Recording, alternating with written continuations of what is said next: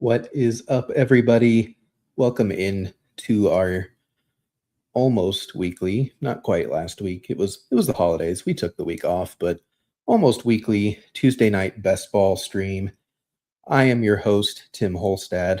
We have another special guest today that I will introduce shortly. But we are back to draft some playoff best ball on Underdog. So honestly, without further ado, let's get right into it.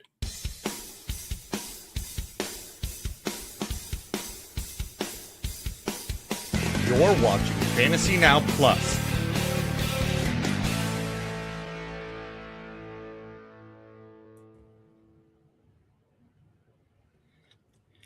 What is up, everyone? Welcome in. As you can see, I am joined by my DFS Get Tilted host, Brian Rockwood. Brian, how are you doing? I'm doing so great. I am not only excited to be here, but I'm still riding high off of championship weekend for most fantasy folks. I was able to clutch it out. I was one of many lucky owners that had Bijan Robinson in prime time, and I'm excited. Obviously, I'm a little sad that the season's over for now because we have our playoff league, and if you haven't signed up already, please do. Absolutely. Sharing it on screen here. Basically, we're going to draft a team where you will have one player from all but one of the 14 playoff teams, aka a 13-man roster. You will have one team where you don't draft anyone. And the goal is to score the most points for the entire playoffs. So obviously you're going to draft someone from the Super Bowl teams, most likely, unless it's the one team you don't pick. But, who do you think is going to score the most quarterback points? Who do you think is going to score the most running backs? So on and so forth. So you'll draft one quarterback, two running backs, three wide receivers, one tight end, four flexes, a super flex, so that can be another quarterback, and a kicker. As you can see, one player per team. There's 14 teams, only 13 spots. If you draft Sam Darnold from the Seahawks, you cannot draft any of these other players. The goal is to have as many entrants as possible. You can do multiple entries if you'd like. It is $10 per team. It will be hosted via Google Sheets, but you can sign up on our website, as you see up here, fantasynowplus.com/playoff-fantasy-football. We will also include that link in the chat for you.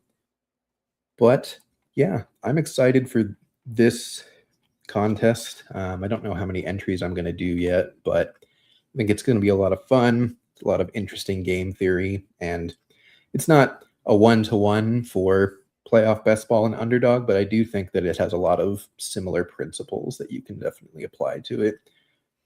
Yeah, and the inability to stack is super interesting because obviously you always want to try to pair up somebody. Your example with Sam Darnold, no JSN.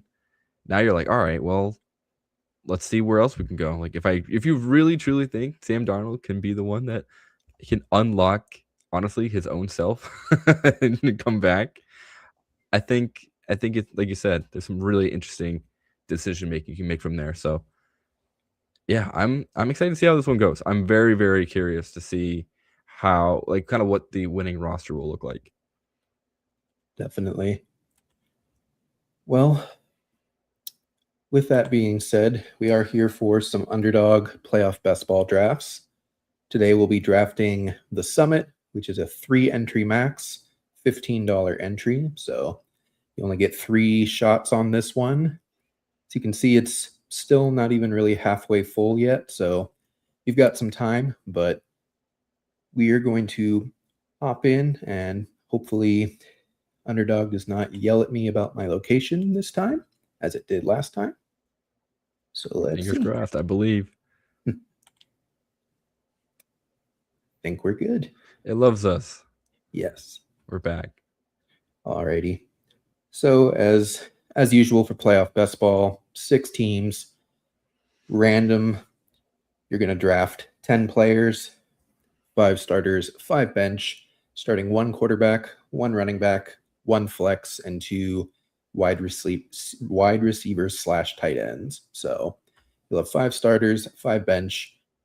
All the money is won in the Super Bowl.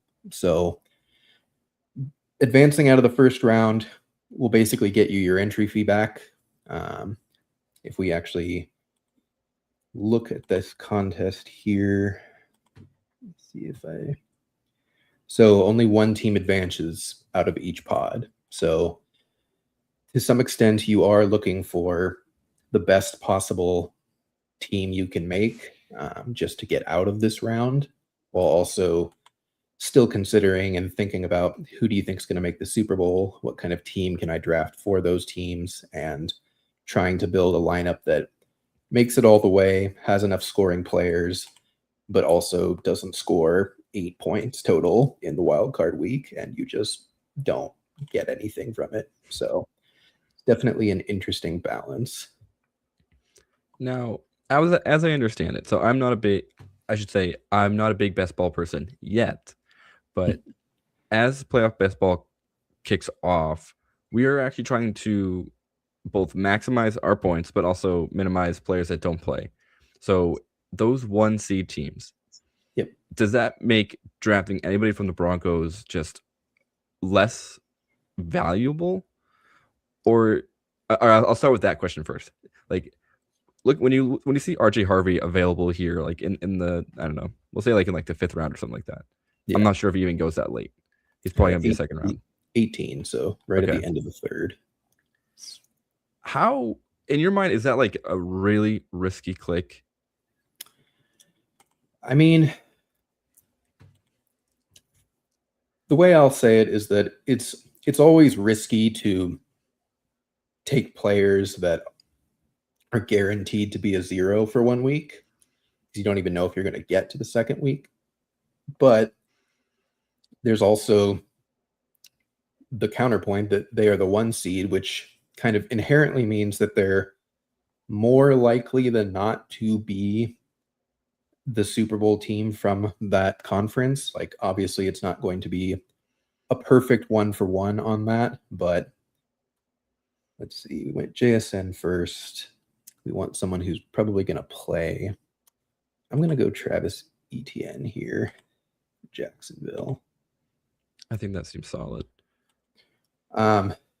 So yeah, I think like a lot of it is, you have to find the sweet spot of, you want to build a team, preferably 5 players from 1 team if you can, of whatever team you think is making the Super Bowl. And then you want 5 other players that are kind of hitting your lineup in as many weeks as possible to help supplement that score, because, it's very unlikely that you're going to get high scores from 5 specific players for 4 consecutive weeks, 3 consecutive weeks. I don't even remember at this point. I think it's 4. But, it's certainly something to be said, and it's probably why the Broncos are so low in ADP here. I mean, they are going to definitely be playing in week 2, but because they're not playing in week 1, it becomes the question of, is it worth it to take on the risk of so many zeros if I truly do believe that the Broncos are making the Super Bowl? I would say yes, but you have to be very mindful of that going in and really have a plan of like, how am I going to build this team so that it scores enough points so that I can actually make it.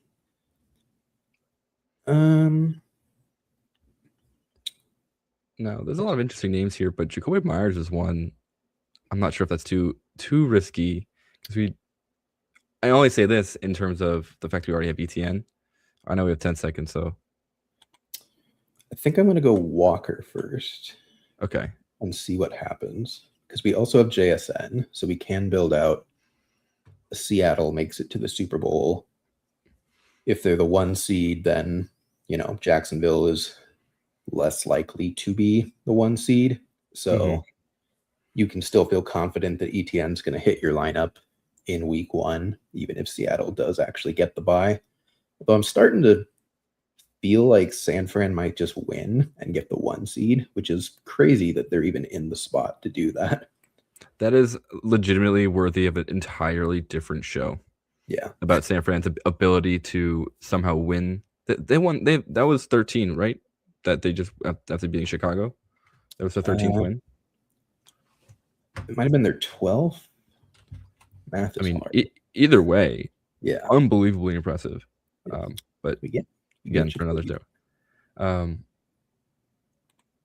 Yeah, because my thought and kind of like my follow-up question was, is there, and you kind of touched on this a little bit, like, is there a gamification when it comes to actually picking those number 1 seed players in hopes that they do fall a little bit in ADP and then getting an insane value on guys like Bo Nix?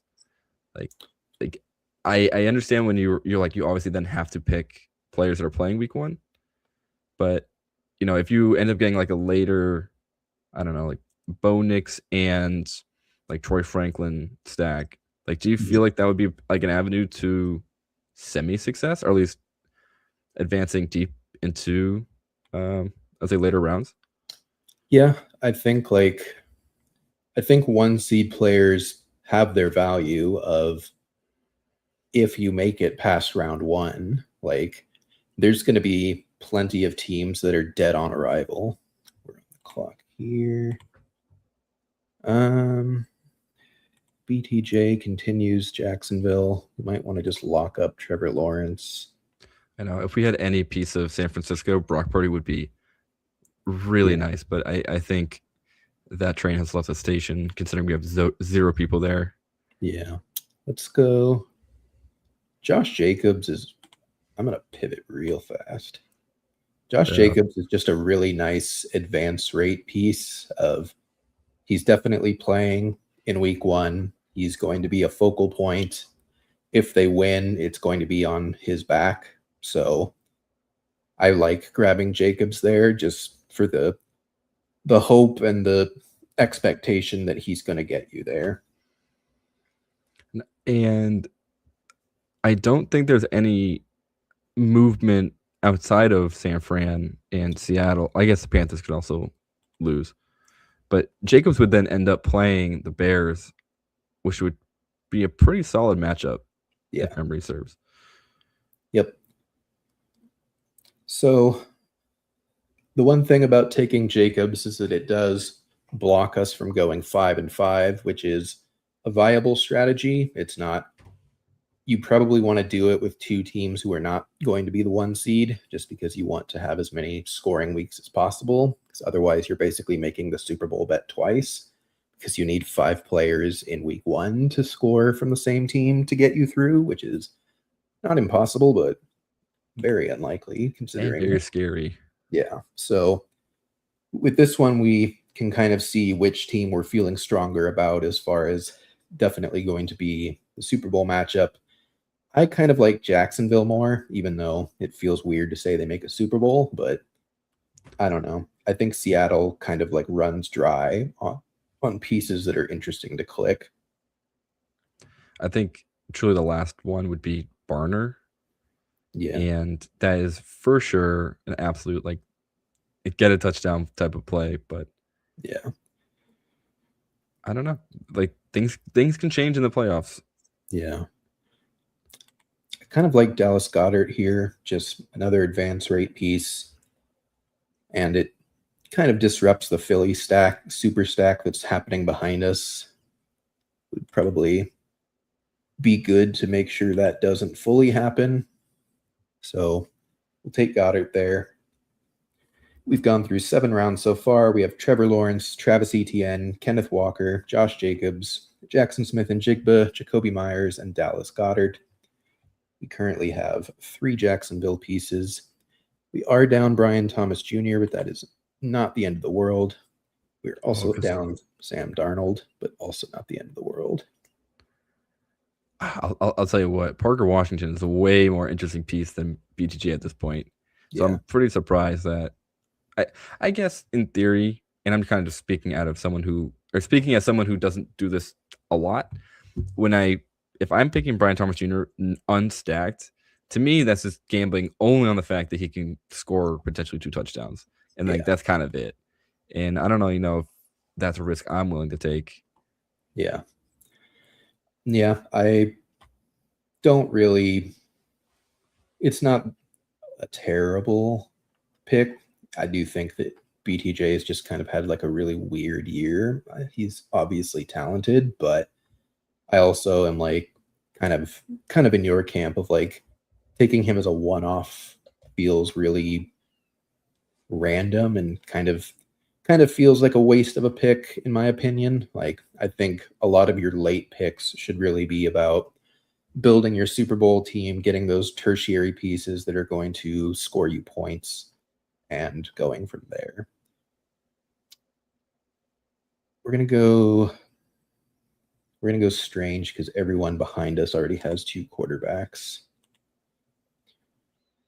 I think Herbert's fine. I think Love is fine. Love actually makes a bit of sense with Jacobs. You can just say Packers somehow beat the crap out of the Bears, and it's on the backs of Love and Jacobs. Love has 3 passing touchdowns. Jacobs has 2 rushing touchdowns, and it's just a barn burner.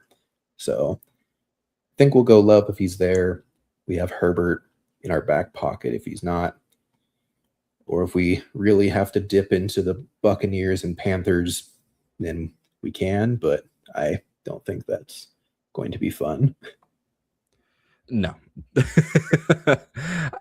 I guess for what it's worth, and maybe it's too much DFS brain, but there's always an interesting shot when you take like Mike Evans really late or something. Yeah. I mean, I don't even think he's still on the board though. I mean, he's draftable, but Oh no, he's not. Just kidding. Right now, like, it's just too much risk.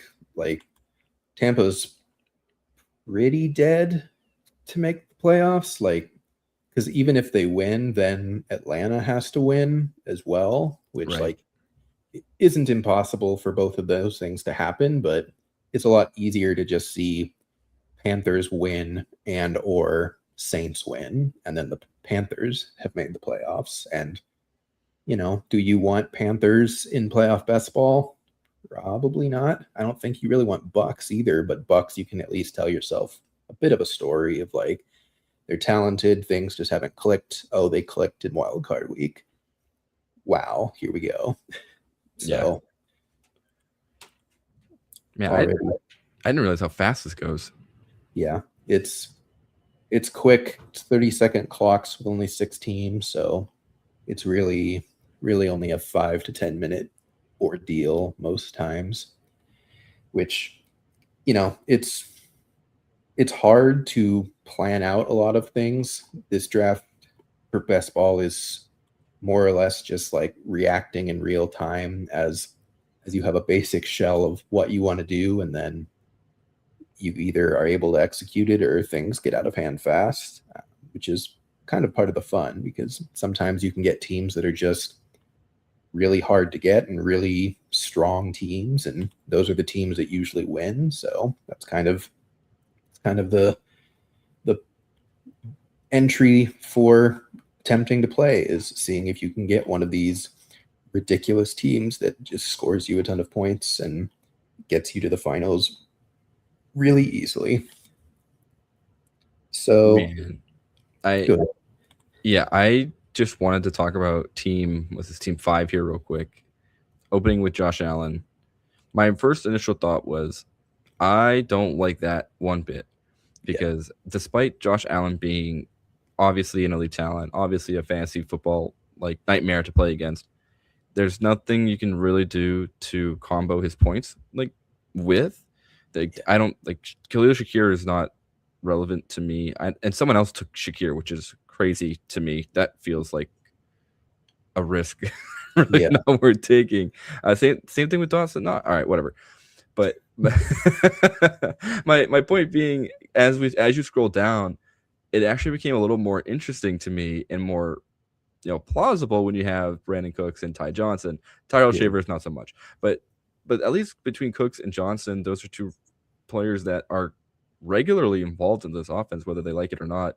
Yeah. Like, that does suddenly make it kind of like a fun look to a roster that you start creating, like because of Josh Allen and because of so many names on that team that aren't like demanding targets. You can kind of buy it on the buy at a discount. Yeah. Buffalo and the Rams it's hard to ever want to draft them as the Super Bowl winner because you just can't really get a very good team with how ADP is set up. Like James Cook and Josh Allen go next to each other like pretty consistently.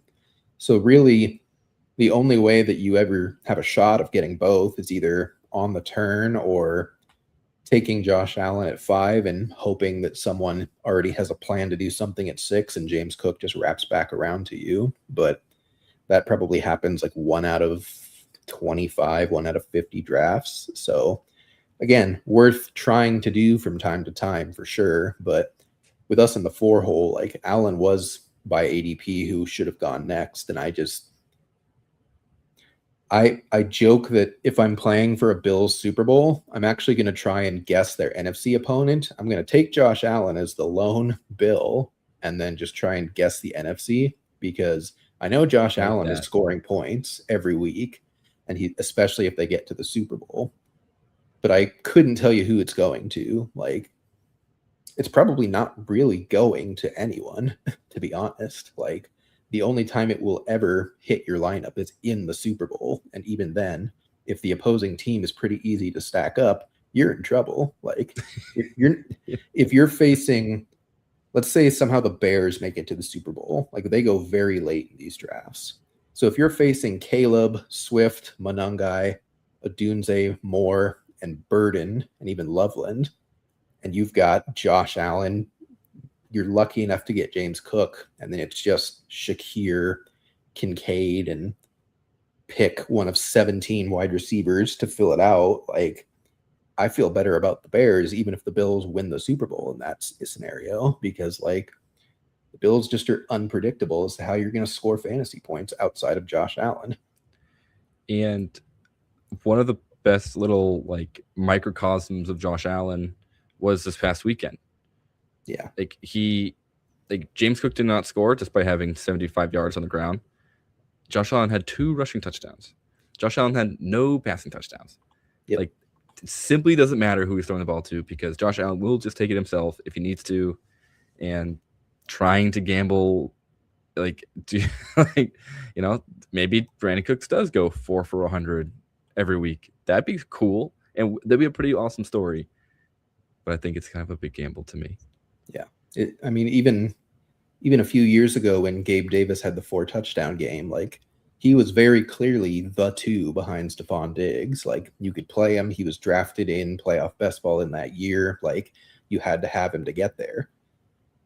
It's so unlikely that happens again with anyone on the Bills. Like honestly, the player it's probably most likely to happen with is Gabe Davis again. He's also just as likely to be inactive for the entire playoffs. Like, yeah, drafting Bills is not fun. You basically have to just be perfect in your other 5 players. And that's a tall task. Like, you're picking from a large pool of players here, even if it is reduced. Like, there's still 13 other teams that you can pick from. And you might need some players that are 1 seed players, and good luck, because then you have to have Bills hit your lineup every week. Yeah, I'm getting stressed just thinking about it. Yep. Let's stop thinking about it. Let's get into a new one. Absolutely. I will say in that last draft, Luther Burden was staring at us. And it's one of those moments that feels like that could have been our BTJ moment from moments ago where you're like, all right, the correct answer is Jordan Love. But what if, like, I don't know. That's where I think that's going to be, if I'm drafting, that's going to be my number one issue I run into every time. Where I just go, oh, yeah, no, but actually this guy can really, pop off. And then just completely mess up my stack in my Super Bowl lineup that I want to choose. So here's to hoping I can contain myself when the names pop up on the queue. I mean, draft Drafting Bears is an interesting strategy in this because they've been wildly undrafted for the most part because people just haven't believed in them. Just down on them. Yeah. So there is something to be said of just going with it. I think I might take some drafts later today and see where it takes me because I don't think any Bears go in the first 2 rounds. So I feel like you get a pretty good discount.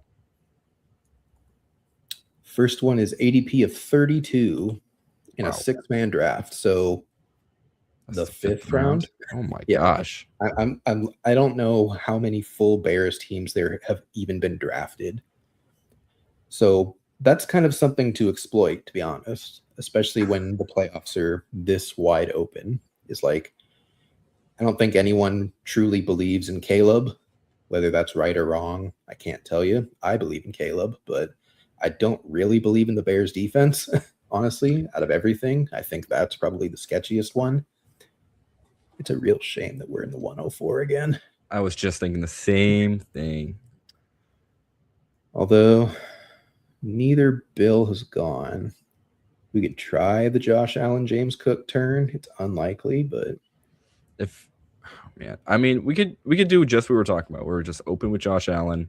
Yep. See if James Cook gets through, and if not, then we can. And I'm sorry, this is your $15, but we can explore the opportunity and kind of highlight the concern that rolls around the lack of stacking here. Yep. So let's see. I mean, because JSN, super enticing. Honestly, like I wouldn't be surprised if someone does just take Kyron or gambles on AJ Brown and goes AJ Brown, Jalen Hurts just on the turn, like a true just like wild card. I've seen people pull up May and Trevion to the 1-2 turn just to start that stack off and kind of require that they get him. And the dream immediately crushed. That's fine. Yeah. So be it. Honestly, like the odds of someone else in this draft being in our room is relatively low. But what are your thoughts on building out a Bears team in this scenario? Wouldn't this be like that, like a really strong case for that? Because what you're going to do is you're going to have your Josh Allen, like a billion points. And then eventually, if you believe in the Bears, like they're all cheap. So right now, yeah, like kind of like what you're queuing up, you get Kyron, you get another just like locked and loaded player who you think is going to play every week. Nico, Kittle, even Harvey. Like I'm tempted.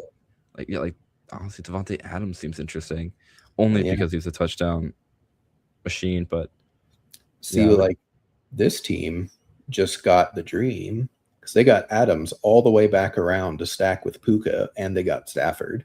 Oh boy! So like, you just kind of have to play it out and see if you get lucky, really, because like that's great. That's very rare. It's not very rare. It's less rare, but like 2 weeks ago, that literally would have never happened. Right.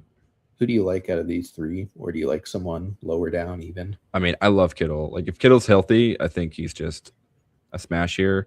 And yeah, Harvey is interesting, but I think it's okay to skip for now. Yeah. Because we're going to be building a very interesting team where I really want to see it go through and kind of and make it a second round. So even if we pick Harvey, it's not a guarantee we're going to make it to the next round. Yep. And honestly, for the Bears, what's nice is even if you miss on Swift, like I feel just as comfortable with Monangai.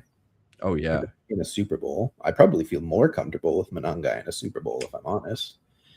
So like, you're not, even if someone grabs Swift, you're not just locked out of what you're trying to do.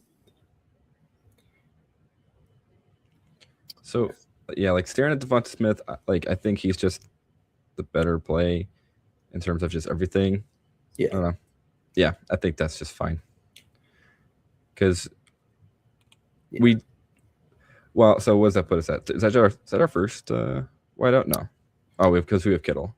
Yep. And then the last three wideouts, like in my mind, you want to aim for end up being Luther Burden, Roma Dunse, and probably like Moore or Loveland is fine. Yeah. Oh, actually, Loveland I would like better than Moore. So maybe it's too risky to pick 2 tight ends. Maybe that shouldn't have been Kittle. I mean, in half PPR, like the tight ends aren't really going to be that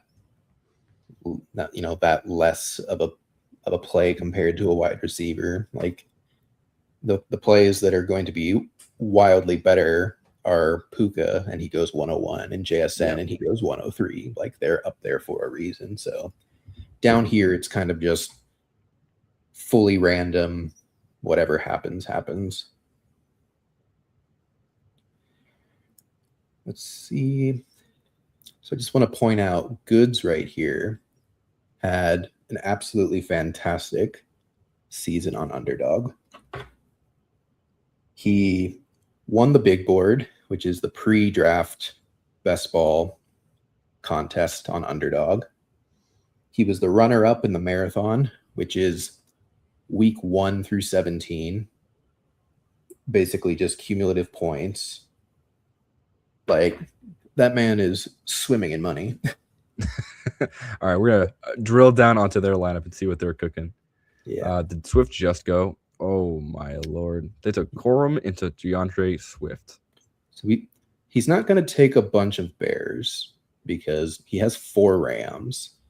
Taking more NFC teams just locks him out of having some other Super Bowl pieces. Yeah.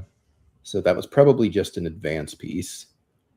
We've taken 4 total, so we can afford 1 more non-Bear. I kind of want Hampton. I was just going to say Hampton looks perfect right here. Yeah.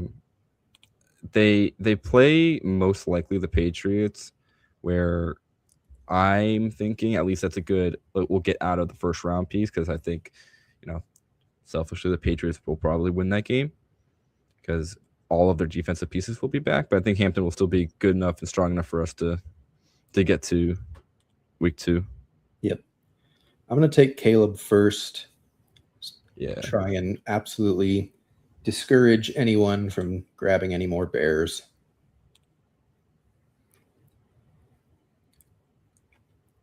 And then we've got 4 picks left. We'll take Manungai with 1 of them, and then 3 of these 4 pass catchers. It's kind of surprising that DJ Moore's ADP is 10 higher than everyone else. I don't really consider him to be the Bear I would like to target if they're all healthy. That's got to be no, because it's based on what people are doing, right? So that's maybe just I was gonna say, they haven't been watching the season, but if you're drafting best ball playoff teams, I'm pretty sure you've been watching a lot of football. Oh yeah. And I am trying to think of a reason why he'd be so much higher. I guess maybe folks are concerned that Odunze just doesn't come back for the playoffs. I could see that. Okay. Oh. Well, he just took Odunze for some reason. He is building a very bizarre team. Got an absolutely great start and is drafting Bears. Oh, then the little brother took the controller. Yeah.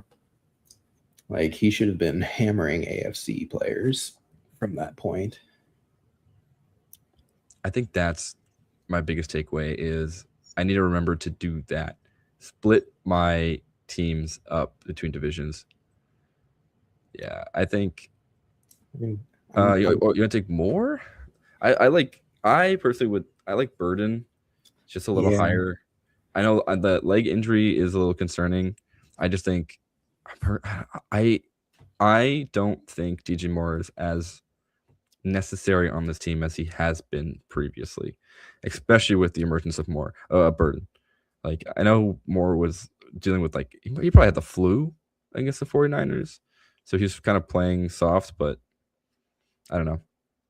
What are your thoughts? Like, I didn't mean to completely bully you into picking Burden, but the only reason I was considering Moore is just that he's higher in ADP, and so, like, when someone's on the board, he's more of, like, he's in people's mind. But I do prefer Burden as well. I'm going to take Manungai just so that we don't get, like, if we lose one or both Bears pass catchers on the turn to whatever the one hole is doing and throwing away his draft, like, it's not ideal, but it's not the end of the world. Like you're still kind of playing that Josh Allen makes the Super Bowl, or you can pivot and say that the Chargers make the Super Bowl and just grab a couple Chargers pass catchers. I think they're all still there. So Wow. he went for it. Nope, someone else grabbed him just randomly. So Goods sitting there between these two folks, like, all right, I'll yeah, take my free value. well, he got sniped on Jacksonville too because he took Lawrence, and then the one hole just took Jacoby Myers unstacked for funsies. And so, and then they went Woody Marks into CJ Stroud. Yeah, they are cooking something. I would not have drafted my very rare triple Ram stack like that, but hey, that's better for us, I guess. Yeah, so we only got 4 Bears. Okay. Well, unless we want to draft Cole Kmet. Yeah, I was gonna say there's some. Oh, Chisholm. There's gonna be some secret Jade Walker tech if we really want to get nitty gritty with it. Is he? I don't know if he's in Underdog's player pool, like non-jokingly. Oh, that's tragic, but also understandable because why would he be? Yeah, he doesn't exist. PJ Walker made it. Oh, well, that's because of previous seasons for sure. Yeah, we could. So our options are we could take a Bill or a Charger receiver just to say that one of those two AFC teams is meeting Chicago in the Super Bowl. I like QJ. I like QJ a lot. I think I would prefer him to any Bill we can conjure. Or we can take Kmet and be... I mean, if for one of the Bears make the Super Bowl, it's already somewhat unique, but not many people are going to have Cole Kmet.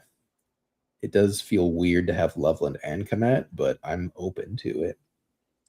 I think in general, like just a higher ceiling of Quentin Johnson would be good. And I'm curious to see what the ownership is of QJ. Like how many people are actually betting on the Chargers to make it to the Super Bowl? Yeah. Like that is going to be an interesting one to look at post drafts because I would say, well, I guess I can check the betting odds because I can't imagine it being very, very high or like the overall sentiment being positive over the Chargers. Man, if Cole Kmet is good, I'll take Cooks. Cooks would have been a good one too. Was he there? He went the last one. Cooks was. He was available. I mean, yeah. I just like betting on a 32, 33-year-old cut wide receiver to be the wide receiver one for the Bills just sounds like an unfun venture to me. And yet, I know. So I was trying to look at this past game for the Bills playing the Eagles because that's like a semi playoff matchup. Yeah. 1, 2, 3, 4 players had 30 yards receiving. It's what it always happens. Cooks was the recipient of 100 yards on 6 targets. That's great. Shakir had 7 targets, but then it gets even murkier with like Dawson Knox at 5, Ty Johnson at 4, James Cook at 4. Man, it's gonna be a lot to try to hit that scratch ticket every week. Yep. So we went a little random, which probably is for the best in an already unique Super Bowl play with the Bears. So started off Josh Allen, Kyren Williams, George Kittle, Devonta Smith, Amarian Hampton. You feel very strong about those 5. They're all definitely playing week 1. And then only got 4 Bears because we'll talk about it. But we got Caleb, Luther Burden, Kyle Monangai, Colston Loveland.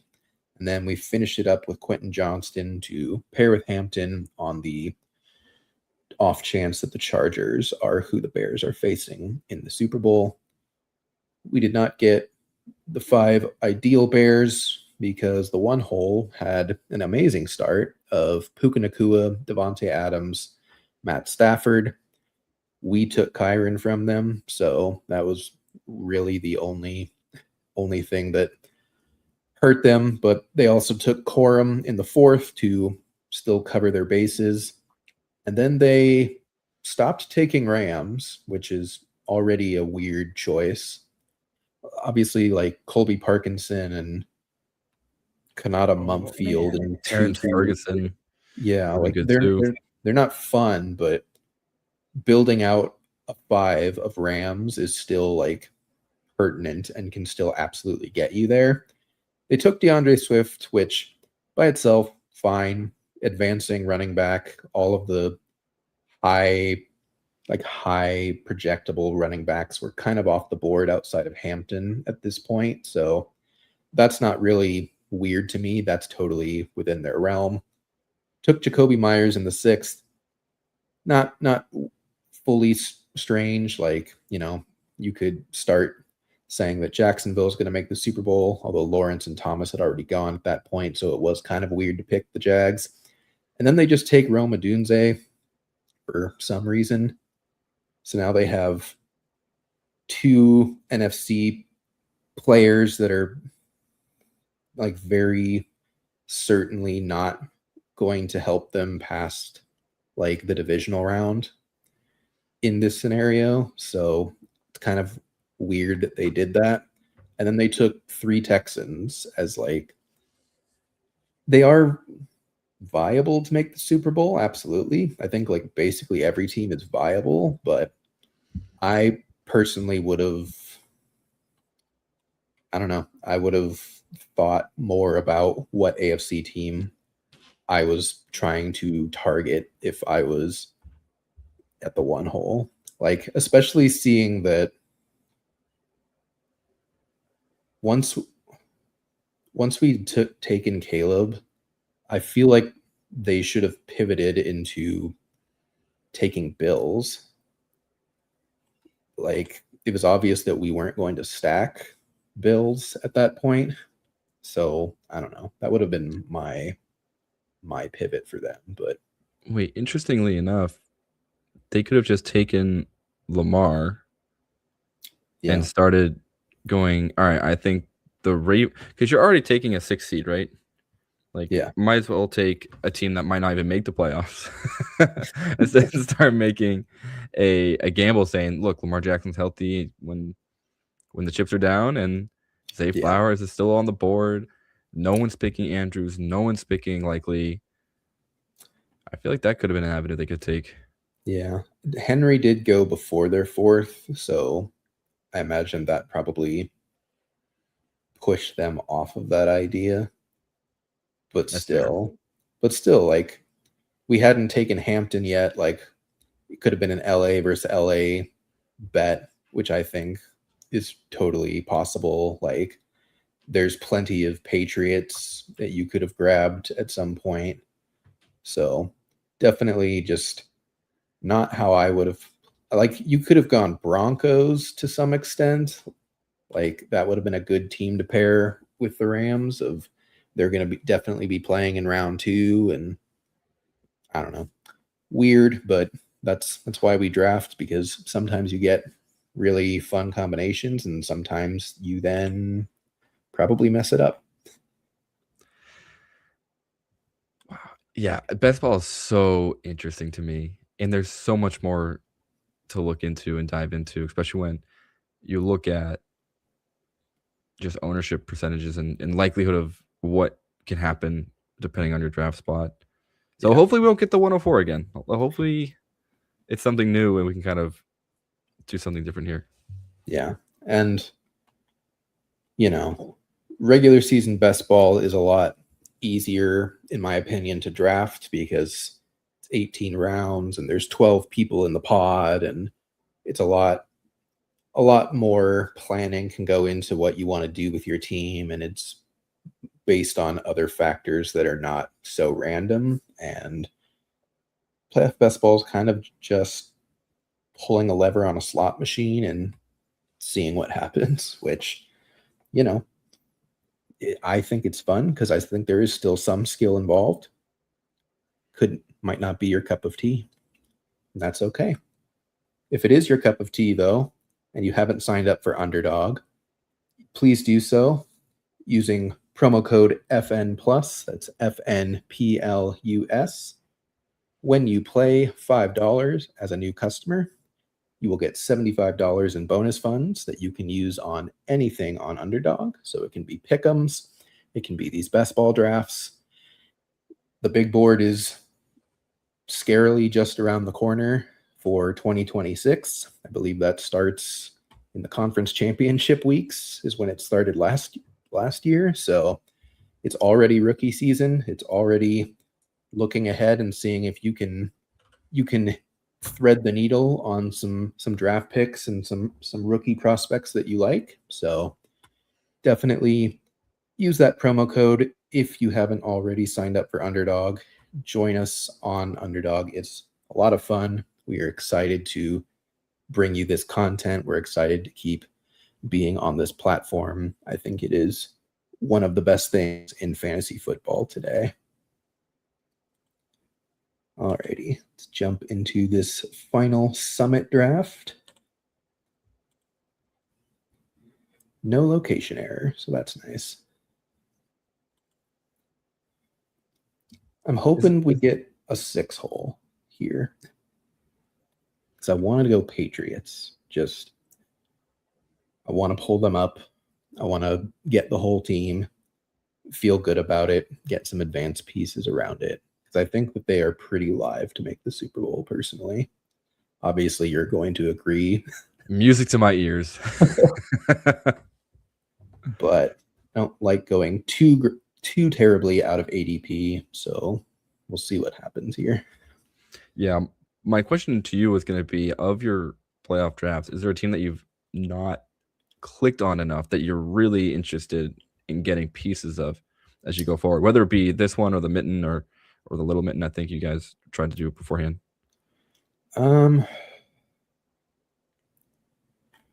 I didn't grab enough 49ers when they were like dirt cheap, and now they're expensive because people are like, oh, they're like for real. So I wish I had done that. Like, you used to be able to get McCaffrey at the back end of the first round. You used to be able to get Kittle in like the fourth, get everyone else as free as you wanted the instant you took Purdy and claimed the stack. Like, no one else was hopping in to grab Juwan Jennings or Ricky Pearsall.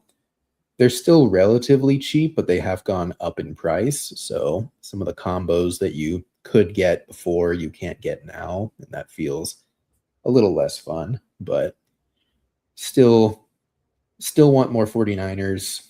I think if we get an early slot, that might be the team that I would target if we can get McCaffrey. Sometimes he falls to like the 3. I don't think he usually falls past the 3, but he might. We do have to play them differently than we were, though, because there is like an actual real chance that they're the 1 seed, which is bizarre because that was never really in my mind as a possibility until a couple days ago when I learned that it was actually like totally possible and possibly even like probable at this point. Like, they're playing out of their minds. That offense is humming. And I thought about this earlier because I knew I was going to hop on the show. So I started thinking about questions. I did a little prepping. I was thinking about how when you were doing best ball, like drafts before last week, even before week 16, like how much you're like rooting for a team to not get a bye. You're like, okay, awesome. Like you just said, the San Francisco 49ers are super cheap. Like, just kind of make the playoffs. Be a 2-3 seed. This is great, but don't win too much because I want your points every week.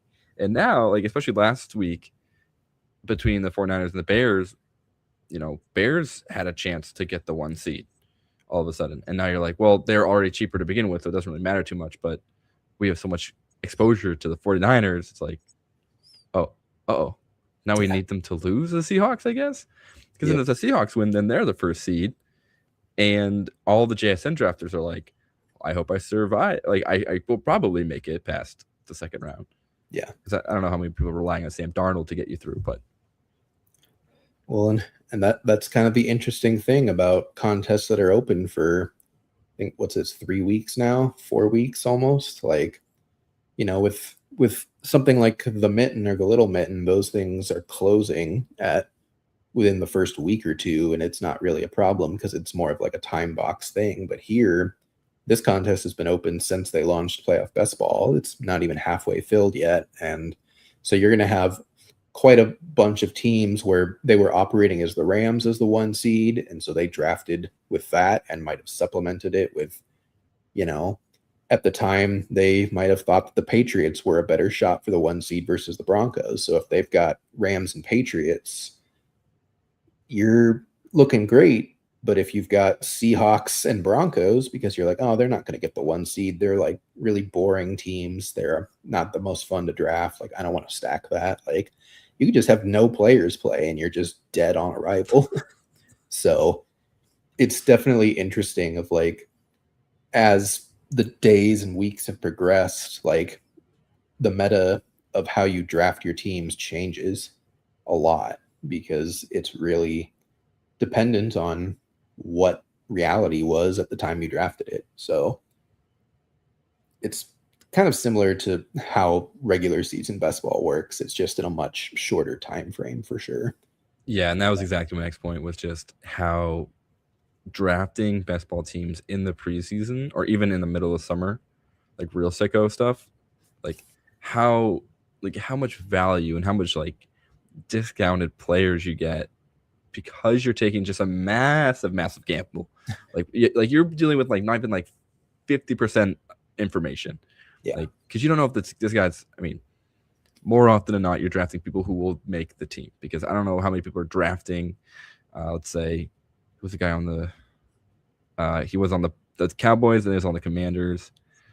I don't remember now. I keep thinking of Terrence Marshall, but he's kind of a good example anyway, where you're like, all right, whatever. Let me pick the wide receiver 6 on a team. Like, you're not really doing that anyway. You're going to still keep it within realm. But then you get like the discounts on guys like Monangai, like, for example, right? And all of a sudden you're getting week winning performances out of a guy that people didn't really think about because you're drafting in June. Yeah. So really interesting, especially like being able to draft this in like week 15. Yeah.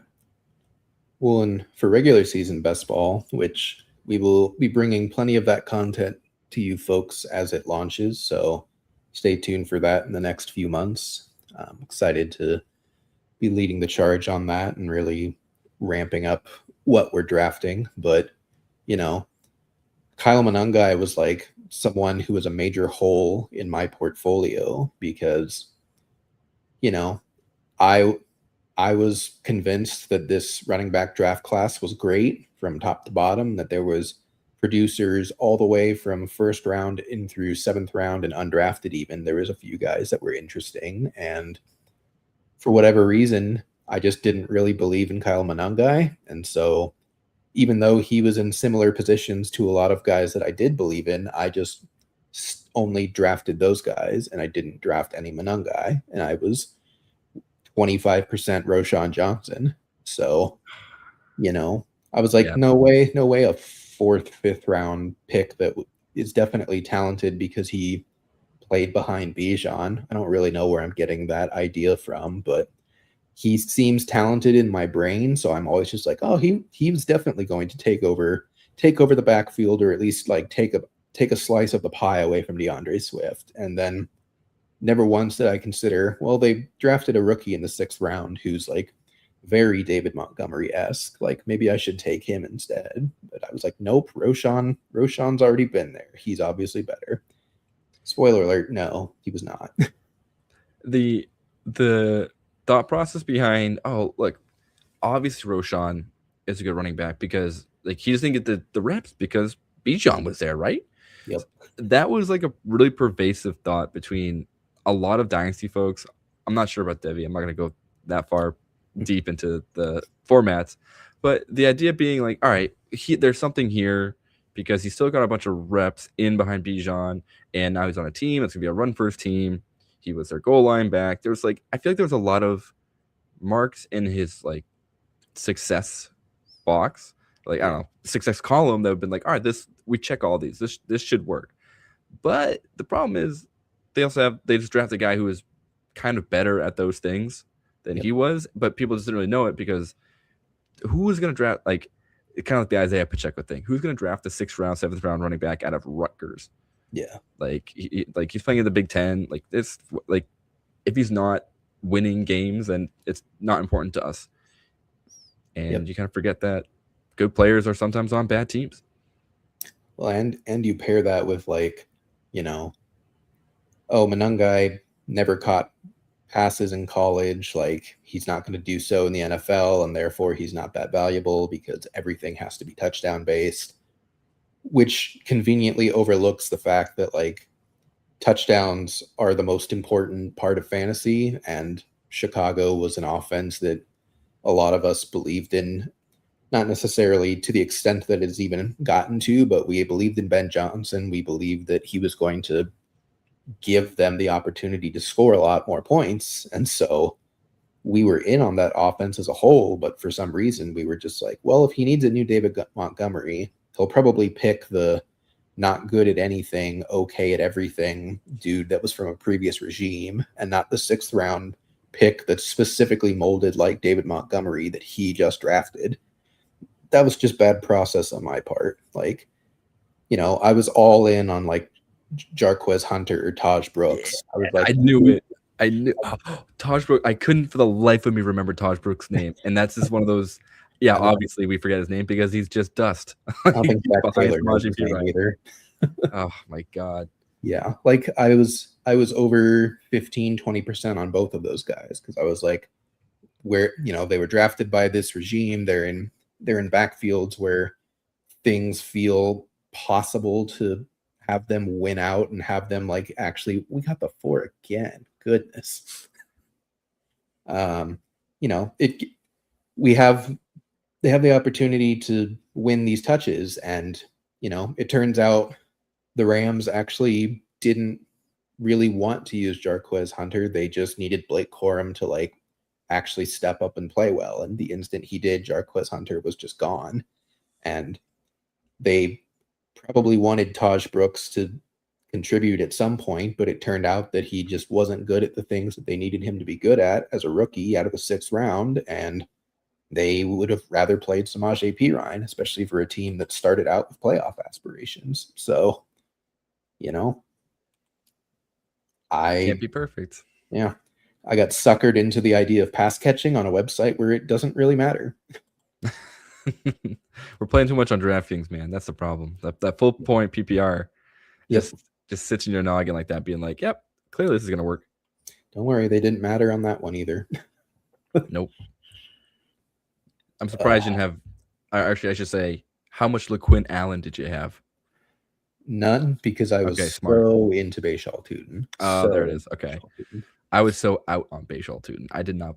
I knew him only from this is going to sound so stupid, my NCAA 25 campaign. I got smoked by Bashal Tootin in one matchup. So I was all right, this guy's fast AF, and he can't hold on to the ball. He did have a fumble in that game. So true to form. I'm going Drake May. Yes. I don't want to play the Buffalo game. That's fair. I think that's also correct. I think there's a lot to really like about the Patriots. I do think the problem is this might be a 3 running back build. I think most builds are 3 running back, right? Yeah. Usually 2, 3, 5. Because you need to have Ramondre Stevenson too. Yeah. I personally believe that this offense will continually to use both, to the detriment of all of us who are watching the game and say Travion Henderson is better than Ramondre Stevenson. Yep. But I mean, obviously Patriots aren't most likely not going to win a playoff game 42-10, but last week proved that they both can give you fantasy points, and Drake May can give you fantasy points. That's the run out you're looking for in playoff best ball. Yep. You're very unlikely to get it because they're not facing the Jets, but dang it. That's a bummer. I wish the Jets made the playoffs, man. I wish Brady could. Yeah. I cannot believe that they're one game away from not having a single defensive interception on the season for an entire season as a team. 80 years. It's been like 80 years of football, and no, a team has never done this. And our 2025 New York Football Jets continue to surprise us at every corner. Yep. Okay, so here's the question now. We're 2 picks away from going Eagles. Do we even want to do that? I'm only saying that because never mind. Just kidding. They're gonna go hit Jalen Hurts. Yeah. LOL. He's definitely going Hurts. It's kind of the one problem of the Patriots is like all the NFC stacks you really like are expensive or dirt cheap, and there's not really an in between. I do like Kittle still, just independently. Yeah. Or Jets do we don't have to be good at anything? Yeah. Or do we go Diggs just to make sure we get him? I would be shocked if Diggs gets picked before us. Like, I would be tempted to just say Kittle and move on. At least get some solid points out of our pass catchers. Yeah. And Diggs had a huge game last weekend. Again, it was the Jets. Yeah. Diggs is also currently dealing with some felony charges. I don't think that's anything to really worry about, considering most disputes are handled like a year after. Yeah. Like, I don't like. Right. Yeah.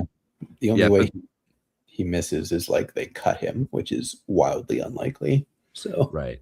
Yeah. Like, this is all coming out today, and I doubt that they lose him. Like, when you look at precedent, do we have time as I start yapping? Yeah. So like when you talk about like precedent of other players getting, like arrested mid-season, or at least arraigned and charged, we don't hear anything until the next season. Like, when you like Rashee Rice, I think that was off season, and then he got hurt, and then he served a suspension. Yeah. I believe that's how that worked. And who was also recently, I don't remember what the Deshaun Watson timeline was. Well, there was oh God, why can't I remember Brown's rookie running back? Oh, Judkins. Yeah, Judkins. Yeah. Because he only got suspended via the NFL, right? No, he wasn't even get suspended. He just didn't sign his contract. He might get suspended next year for conduct stuff, but that's right. There was talk that he could get suspended this year, and so he dropped in drafts, and everyone was terrified of what might happen, and then nothing ever happened, and he was just good. That's just a hyper value. Yeah, so our NFC team is still open. Yep. If Jacobs falls all the way back, I'll be slam dunking that, but I don't know if we will. All right, everyone hold your breath. Otherwise, we get the gamble with the Ken Walker all over you. Oh, unless. All right. Okay. He opted for Goddard, which honestly makes sense. Yeah. A Patriots-Bears Super Bowl. I don't hate it. I don't either. Watson missed 13 games and got hurt. Yeah. But I forget when that all came out, because I'm pretty sure it was he missed time while on the Browns, right? Yeah. Because Yeah, because they knew all this was happening and then gave him the largest fully guaranteed contract of all time because Browns. Tim, can we ban this guy? Are we going to? Do we lock up Henry here?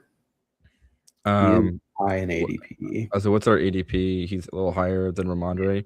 I think you do. I really, really want to take Ramondre, but I think you take Henry first.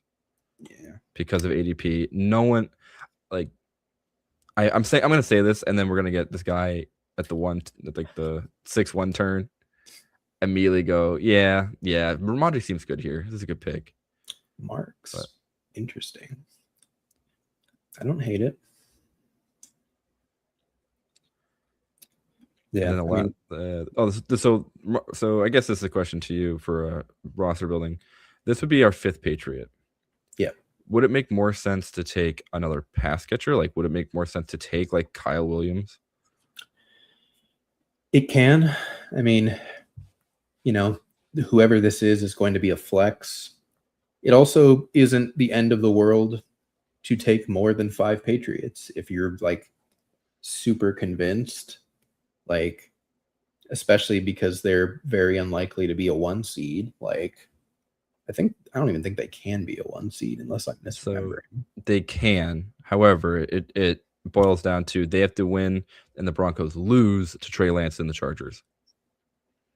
Because Herbert and the starters are sitting. Yeah.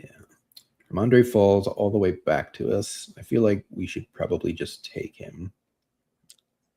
Looking at kind of what the Pats do, this would be my preferred 5th Patriot. Yeah. Because honestly, like, I don't think it's wrong to, in the 10th round, tack on a Kyle Williams, Kayshon Boutte, whoever, and just roll with it.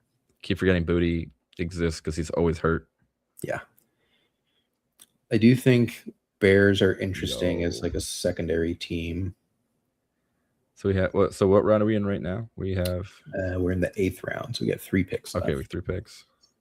We need one more quarterback. Caleb went. Okay, so to me, yeah, this is Jordan Love. Yeah. So we have Jacobs. There's no other NFC quarterbacks besides Darnold and the disgusting Bucks Panthers combo that I don't want to get into. If this wasn't $15, I think I would probably gamble on like a Panthers stack. Like only out of the gamble that Bryce Young runs it in for a touchdown. Like that has become something in his like arsenal. Yeah. Which makes him very oddly relevant and very spicy at the back of drafts. And you can kind of bet on Tetro McMillan being relevant. You know, you can pick up both Chuba and Rico. I feel like there's some sneaky value there to be had. Yep. Yeah, Christian Watson is going to crush. And I think him being this late in the ADP is also very silly. I mean, the Packers have been so injured. I think a lot of people are just like scared off that they're just going to be one and done at this point, which is fair, but he's probably still going to be their leading receiver, even if they are one and done. So, yeah. And he can easily just go off for 25 any given week. Right. And Jordan Love is just going through a concussion, right? Yeah. Yeah. Okay. I think he probably could play this week if they needed him to, but I don't think they need him to because I think their playoff spot is basically locked up. I think they're the sole owners of the 7th seed. Yeah. Yeah. So I think Watson to smash here. And then for our last pick, do we want a 6 Patriot or do we want someone else for advancement? Because like the Patriots are pretty live to like be good enough to help you advance a lot of weeks anyways. So what would be a player you think would help you advance? Because my thought would be whether it be Kayshon Boutte, yeah, I know QJ is probably really exciting too, or you just pick like Romeo Doubs or like Dontavian Wicks and see if that gamble can get you there. DK Metcalf. Steelers might make the playoffs. Won't be fun, but they might. Or you could go Mike Evans. No, thank you. I would pass on both of those guys. Just from the vibes of their current things. Yeah. I'll go to your decision here because I think both of those players have merit, Boutte and QJ. Yeah. Let's go QJ. Yeah.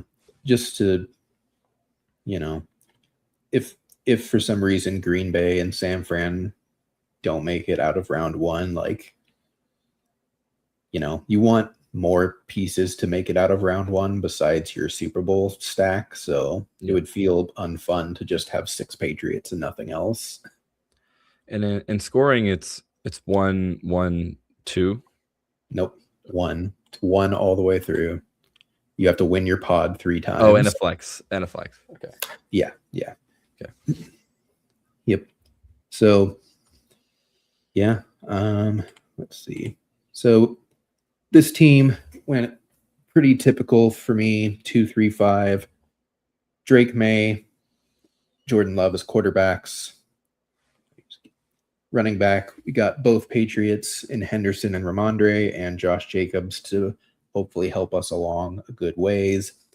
Receivers, we have Kittle, Stephon Diggs, Hunter Henry, Christian Watson, and QJ. I want to stare at this Eagle stack that happened right before us, because does it get better than this? Nope, it's exactly what you're hoping for. Like, that is crazy. And then you also see first pick, Puka, Kyron, Stafford. Yeah. Yep, that's if you can get Wow. If only Adams or only Kyron goes, you have a great start to it. It's interesting that they also went Niners and And then they didn't. Again, they just like started shotgunning random NFC pieces just for no reason, really. Like 2 Niners, a Seahawk, a Packer. Like they don't even have a Super Bowl roster, really, unless the Rams make it, and that's it. They can't field a starting 5 in the Super Bowl if they make it there. All right, so, I legitimately had to put like a Post-it note next to my face when I do the drafts later to be like, draft Super Bowl rosters. You have to play somebody who's going to make the team. Yep. Yeah, because that's interesting. And like there's plenty of merit. You know, like I opt for 5 just because 5 is an easier bet, really, of you only need one team to make the Super Bowl. But like going 4-2-2-2, where 4 is from one conference and then the 3 sets of 2 are from the opposite conference, like that's viable as well, because if one of those 3 teams is the opponent, you've got six guys in the Super Bowl. So like that's viable. That's pretty popular as well. It's just a harder bet to make. So I don't know. I personally probably would have gone for that. If I was the one hole in that scenario, I probably would have added on a 4th Ram real late. I don't think I would have reached for Corum. Corum goes really early, way too early for what he actually gives you in fantasy. Personally, like 4th round Corum is just kind of nuts. Oh, did that guy take Kyron? No. Then why did he do that? Well, because he had Adams. Oh, Adams. Okay. Yeah. So he's playing the Buffalo Rams Super Bowl. Got it. But featuring again, Baltimore, and Chicago. Like he's basically making the bet that it's these exact 5 that you need for the Super Bowl with Allen, Adams, Shakir, Corum, and Kincaid. And then he added 3 Ravens and 2 Bears to try and get him there. I don't hate it. It's just it's thin as heck. Like, you know, if you're gonna do that, I wouldn't have taken a 3rd Raven. I would have taken a random Bills wide receiver or a random Ram wide receiver, because there's like 4 of them that could be the touchdown scorer, a Terrence Ferguson, a Colby Parkinson. But I don't know what Andrews really does for that team. Like, you have Lamar and Henry. You're kind of like, these guys score all the points. Like, you took a couple Bears wide receivers on the assumption the Bears are going to air it out in their playoff game. It goes to Rome. It goes to DJ Moore.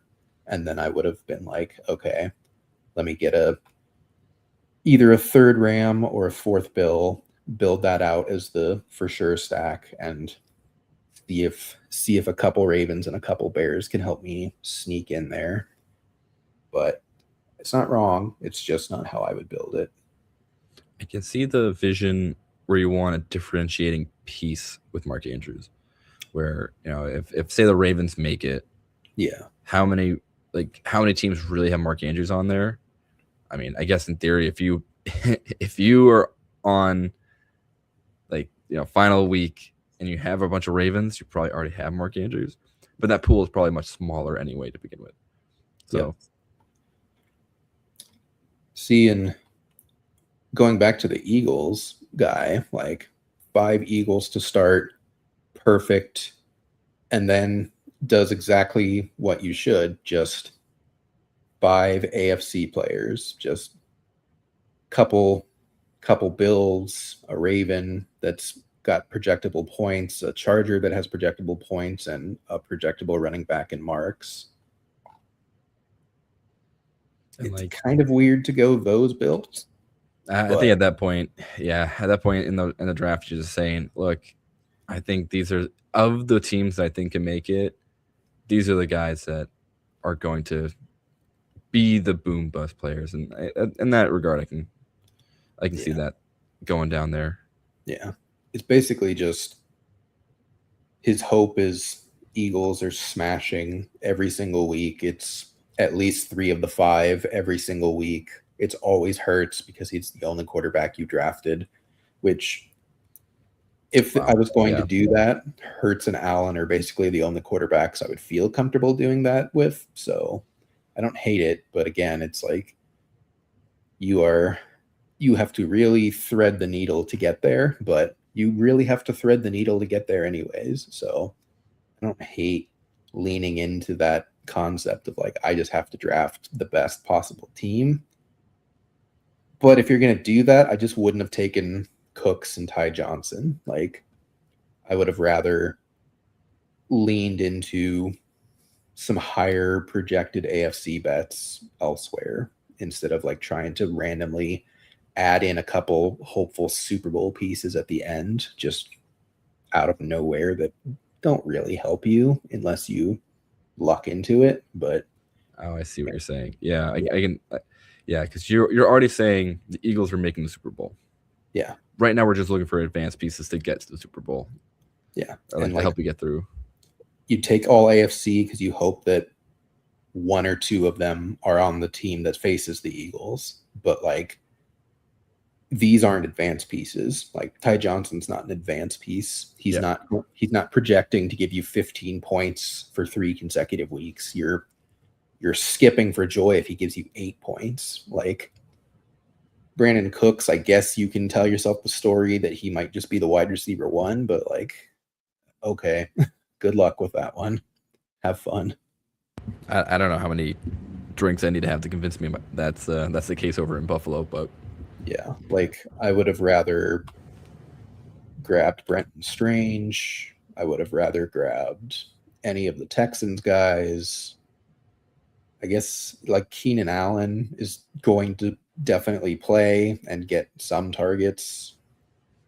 Gadsden, same thing. Like Pat Bryant. I don't know. That's where I probably would have gone. Like, but you know, that's that guy's decision, and that's fine. But and we'll see if it pans out at the end of the year. Absolutely. Alrighty, folks. I think that is going to do it for us tonight. Thanks for sticking around with us. We had 3 fun drafts, 3 unique directions that we got to go. There are plenty of contests left open on Underdog. I think I saw that they just launched a little mitten too, if I look real quick. The regular mitten too. Is there a little mitten too? No. Oh, the bigger mitten. Yeah. Yeah. If you want to put a lot of money down for a much smaller field, you can do that.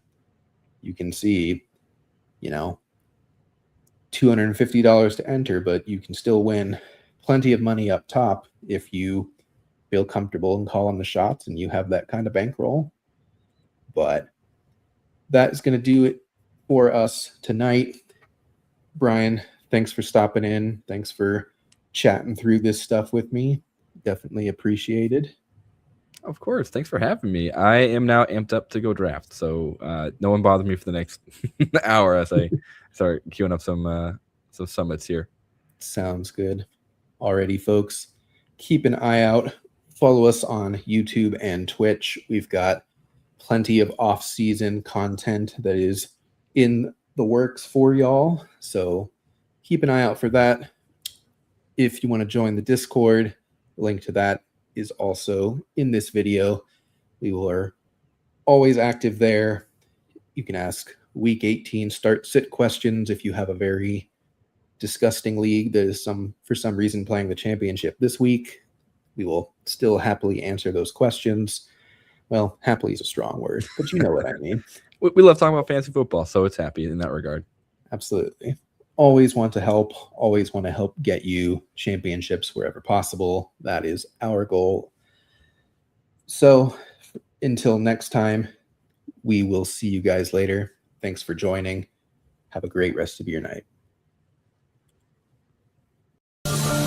Thanks for listening. Be sure to like and subscribe wherever you watch or listen to podcasts. We'll be back next week for more ways to win your league.